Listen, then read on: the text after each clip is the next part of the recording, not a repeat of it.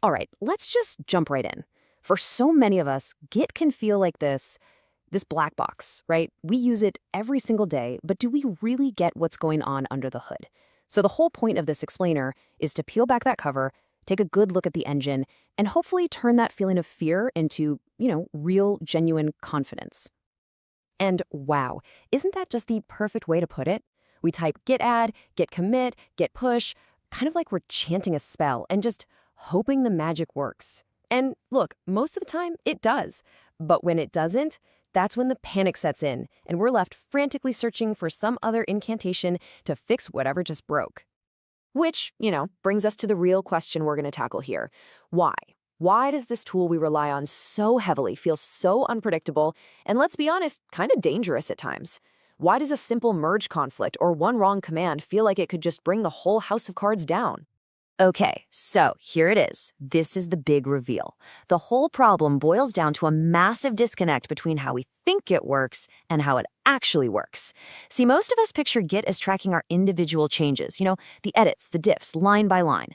But that's not it at all. In reality, Git is taking a series of complete photographs, snapshots of our entire project. And that one little mismatch, that's the root cause of pretty much all our confusion and fear. And this fundamental misunderstanding, it leads to what you could call a total crisis of confidence. It's that sinking feeling in your stomach when something goes wrong, because the map in your head of how things should work just doesn't match the reality of what Git is actually doing. And I'm willing to bet these fears look pretty familiar, right? That terrifying detached head warning, those merge conflicts that seem absolutely impossible to solve. Or, oh man, that heart-stopping moment right after you accidentally type git reset hard. Every single one of these nightmares stems directly from that flawed mental model, thinking in changes instead of understanding the power of snapshots. But here's the thing. To build the right mental model, we have to get that Git wasn't just some small improvement on what came before. No, it was a complete paradigm shift. It was built on two truly revolutionary ideas that just changed the entire game. So the first huge idea is all about the data model. Older systems, they were based on deltas, or changes. Think about it like a bank ledger. To figure out your current balance, you have to start at zero and then add up every single transaction, one by one. It's slow, it's cumbersome, but Git's way is all about snapshots. It's like having a photo album of your entire project. You want to see how things looked last Tuesday at 3 p.m.? Git just flips open the album to that exact photo. It's instant. And the second massive shift was in the architecture itself. The old way was centralized. You had one main server that was the source of truth, and you basically needed an internet connection to do almost anything. Git, on the other hand, is distributed.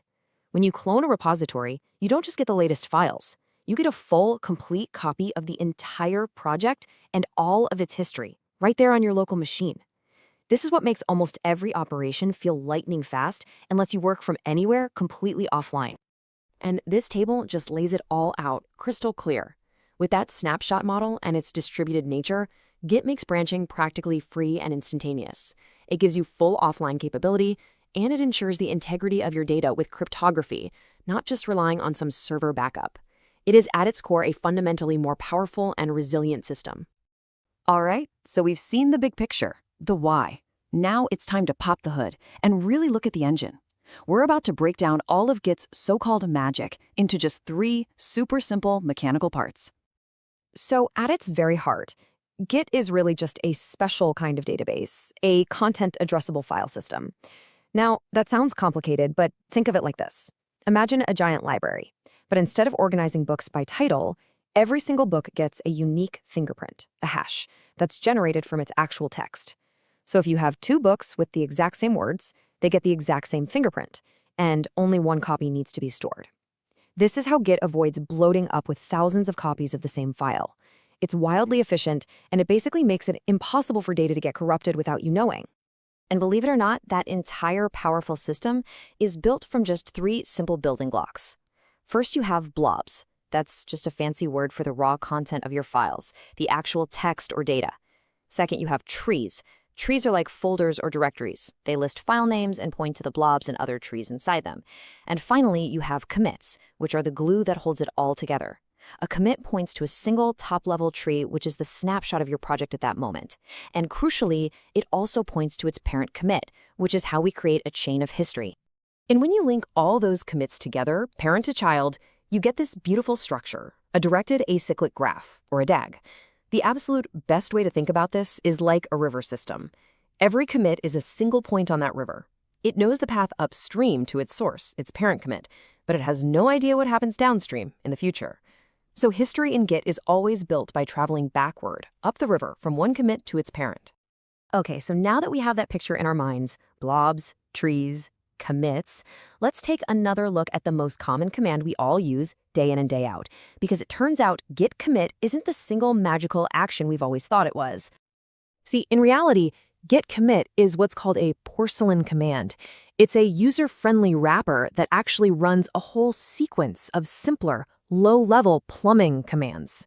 It creates blobs from your files, it updates the staging area, it writes a tree object to represent that staged structure, and then, finally, it creates the commit object that points to that tree.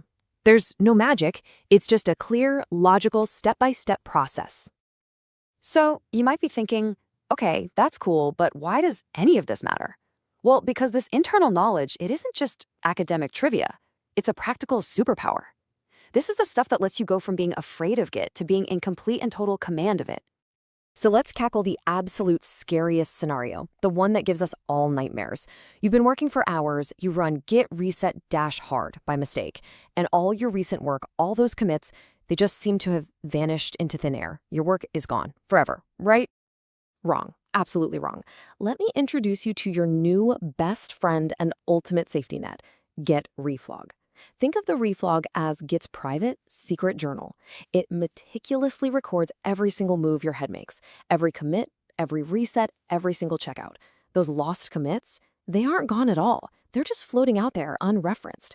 The reflog is like an archaeologist's toolkit that lets you find their hash, that unique fingerprint, and bring them right back to life. I'm telling you, it is almost impossible to truly lose work in Git if you know this tool exists. And this same knowledge completely demystifies other so-called scary commands.